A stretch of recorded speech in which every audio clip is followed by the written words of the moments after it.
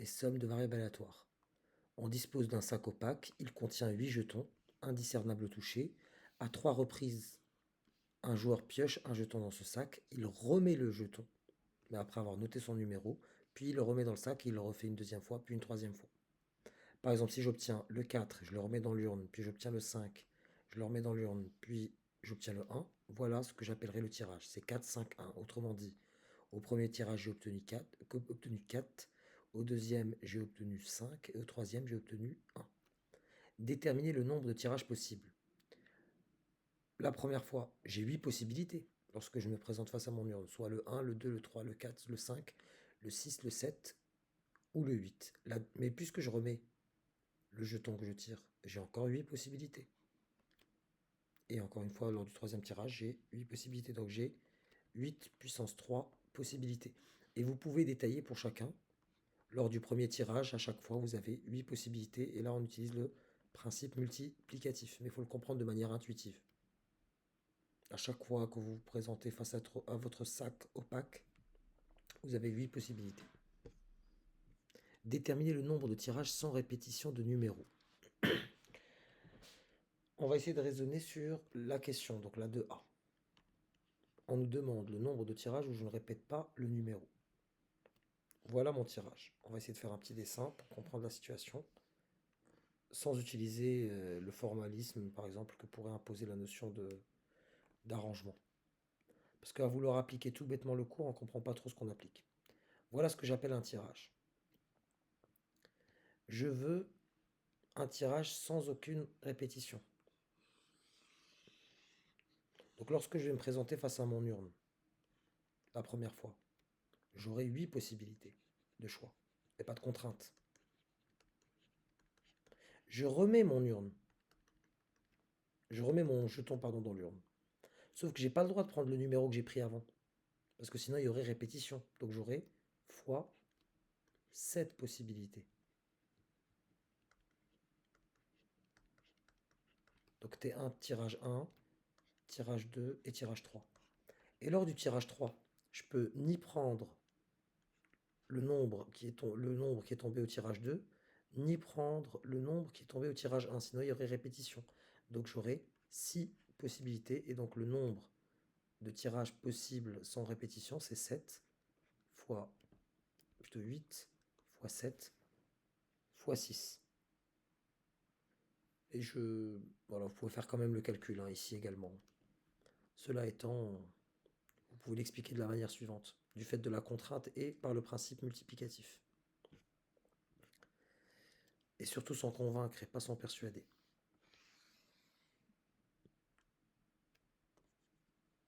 En déduire le nombre de tirages contenant au moins une répétition de numéros. Au moins une répétition, ça signifie une ou plus des répétitions.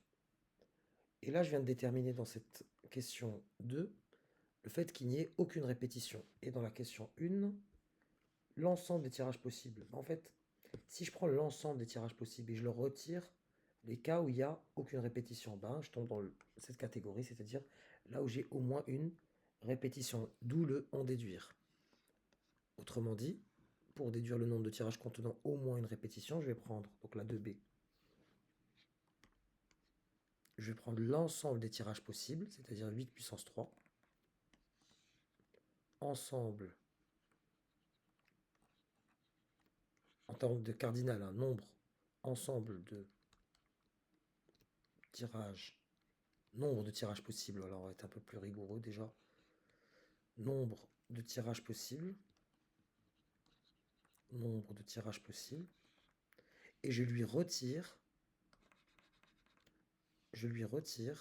les cas où il n'y a aucune répétition, c'est-à-dire 8 fois 7 fois 6, donc là c'est nombre de tirages avec aucune répétition, ou plutôt sans répétition, on va aller plus facilement, sans répétition.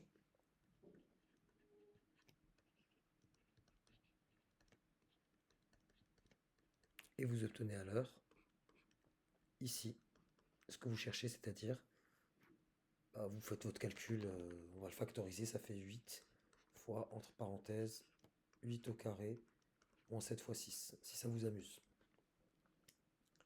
Je ne sais pas si j'en aurai besoin par la suite, mais passons. On note x1, la variable aléatoire, égale au numéro du premier jeton, x2, celle égale au numéro du deuxième jeton, et x3, celle égale au numéro du troisième jeton. Puisqu'il s'agit d'un tirage avec remise, les variables x1, x2, x3 sont indépendantes et suivent la même loi de probabilité. Établir la loi de la variable aléatoire x1. Donc la loi de probabilité, il ne faut pas avoir peur de ce terme-là, de cette expression-là, pardon. C'est tout simplement donner toutes les possibilités, donc l'univers de x1 et la proba de chacune de ces possibilités. Donc x1, son univers, c'est-à-dire l'ensemble des résultats possibles, bah, c'est tout simplement lors du premier tirage, soit je tombe sur 1, soit je tombe sur 2, 3, 4, 5, 6, 7 ou 8. Et pour chacune, ça va être quoi? Ça va être pour... On peut écrire pour tout i entier entre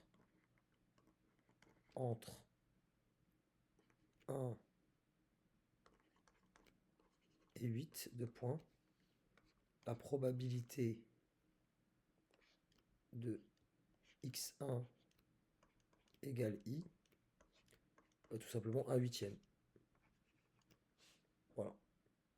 Vous prenez n'importe quel entier, donc p de x1 égale 1, la probabilité d'avoir au premier tirage 1, c'est 1 huitième. P de x1 égale 2, donc l'entier qui est entre 1 et 8, le deuxième c'est 2, donc c'est... Voilà, ils ont tous la même probabilité, c'est 1 huitième. Et on nous dit déterminer l'espérance de la variable aléatoire x1. Donc là, l'espérance de la variable aléatoire, bah, tout simplement, ça sera donc l'espérance de x1, c'est tout simplement 1 fois la probabilité d'avoir x1 égale à 1, plus 2 fois la probabilité d'avoir x1, pardon, il ne faut pas que je me perde, égale à 2, ainsi de suite, jusqu'à 8 fois la probabilité d'avoir x1 égale à 8. Et là, on est mal barré, passez-moi l'expression, lorsqu'on sait qu'on n'a plus le droit d'utiliser le sigma. Et je sais que chacune de ces quantités-là, je l'avais déterminée dans la question précédente, il y en a 8. Hein. Elle est égale à 1 huitième. Donc j'ai 8 fois 1 huitième déjà. Donc j'ai 1 fois 1 huitième, plus 2 fois 1 huitième, plus 3 fois 1 huitième, et ainsi de suite, plus 8 fois 1 huitième. Bon, je sais que c'est 1 ici, mais je vais plutôt factoriser par 1 huitième. Ça me fait 1 huitième fois, entre parenthèses, 1 plus 2 plus 3 plus 4, etc. jusqu'à 8. Et là, j'ai la somme des entiers. Je sais que la somme des entiers de 1 jusqu'à n, ça fait 1, ça fait n facteur de n plus 1 sur 2. Donc là, je vais jusqu'à 8. Ça me fait 8 fois 9 sur 2, soit 4 fois 9, c'est-à-dire 36. Ce qui me donne 36 huitièmes pour mon espérance.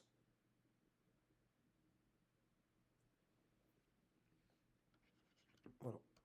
On peut s'amuser à le faire avec la division euclidienne. Donc là, je me rapproche le plus avec un 4. Ça me fait 4 fois 8, 32.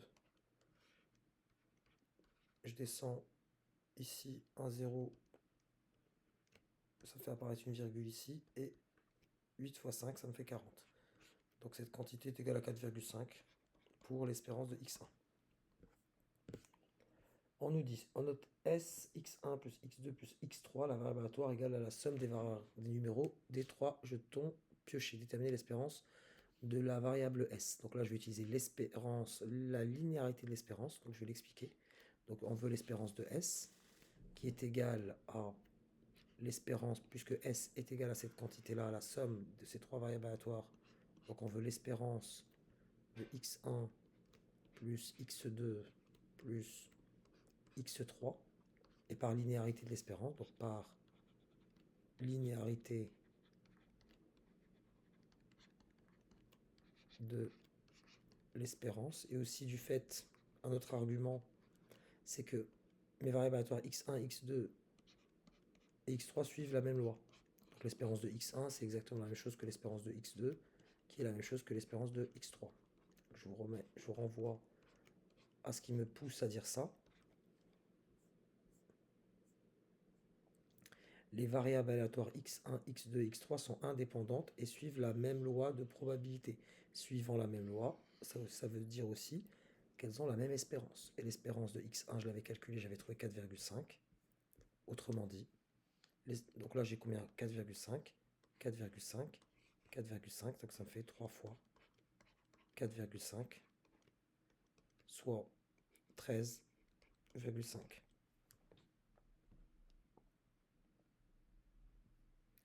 Poursuivons le chemin. On nous dit déterminer P de S égale à 24. Donc S, c'est la somme des trois variables aléatoires. Avoir une somme égale à 24. Donc là, j'ai mon tirage. C'est ce que j'appelle un tirage. Je vais prendre une autre couleur pour qu'on distingue les deux questions quand même. Je veux que la somme des trois tirages me fasse 24. Je vais additionner les trois nombres obtenus. Donc tirage 1, je vais l'appeler T1. Tirage 2, le deuxième nombre. Et au tirage 3, le troisième nombre, le nombre du troisième tirage. Et je veux, grosso modo, ça c'est mon brouillon, je veux que T1 plus T2 plus T3, ça me fasse du 24. Et la seule possibilité pour avoir 24, c'est avoir 8, 8 et 8. Donc il n'y a qu'une seule possibilité. Donc P de S égale à 24. Il n'y a qu'une seule possibilité. Sur l'ensemble des possibilités, on avait dit que l'ensemble des tirages possibles, on l'avait déterminé à la question 1, c'était 8 à la puissance 3.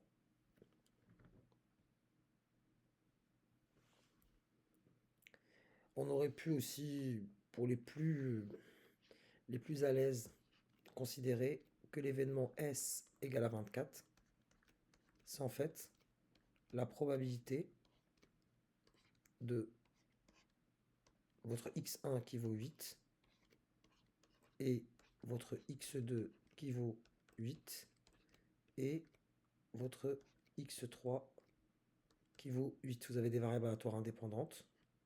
Donc vous faites le produit de tout ça. Ça va vous donner du 1 huitième fois 1 huitième fois 1 huitième. Je pense que le meilleur moyen, c'était quand même de dire que P de S égale 24, c'est-à-dire cet événement-là n'est obtenu que dans un seul cas de figure, c'est lorsque j'obtiens 8 lors des 3 tirages, c'est-à-dire une possibilité parmi les 8 puissance 3 possibles. Si un joueur obtient une somme supérieure ou égale à 22, alors il gagne un lot. Justifier qu'il existe exactement 10 tirages permettant de gagner un lot. Donc déjà, j'ai dit pour 24, maximum c'est 24. Donc 24, j'avais énoncé un seul cas. Un tirage possible. Un tirage, je l'énonce. Pour obtenir 24, le point c'est obtenir 8, puis 8, puis 8. Comment on peut obtenir 23? On va essayer d'énoncer les cas. Pour obtenir 23, 23, bah c'est 1 de moins, donc c'est 8, 8, 7. Ou bien 8, 7, 8. Ou bien 7, 8, 8. Donc là, il y a 3 tirages. Donc on en a déjà 4. On va énoncer tous les cas de figure. Alors, supérieur ou égal à 22. Pour 22, comment je peux obtenir 22? Donc c'est 1 de moins que ça. Pour 22, il faudrait que j'en énonce 6, pour être sûr d'être bon. Pour obtenir 22, je dirais du 1 de moins qu'ici, donc ça ferait du 6, 8, 8, que je peux écrire de la manière suivante. 8, 6, 8, ou encore 8, 8, 6. 8, 8, 6. Là, si je compte bien, j'en ai 4 ici, et j'en ai 3 là. Donc il m'en manque encore d'autres. Est-ce qu'avec des 7, ça pourrait fonctionner? 7 et 7, 14. Et si 14, je lui rajoute 8, ça a l'air de fonctionner. Donc là, c'est le 8 que je vais réduire. Donc là, deuxième série qui va me donner du 22. Voyons voir, donc ça me donnera 7, 7, 8. 7 plus 7, 14. 14 plus 8, 22. Et là, je m'amuse avec ça. C'est ce 8-là, du coup. Donc ça me fait aussi 7. Donc 8, 8. Non, plutôt 8, 7, 7. Et enfin, 7, 8, 7. Donc là, il y a 6 tirages possibles. Et on les a tous énoncés. 6 tirages pour obtenir 22. Les voici, je les énonce. 3 tirages pour obtenir 23 et un tirage pour obtenir 24. Et voilà, on a justifié cela. Et on nous dit, enfin, la dernière question que je ne retrouve pas.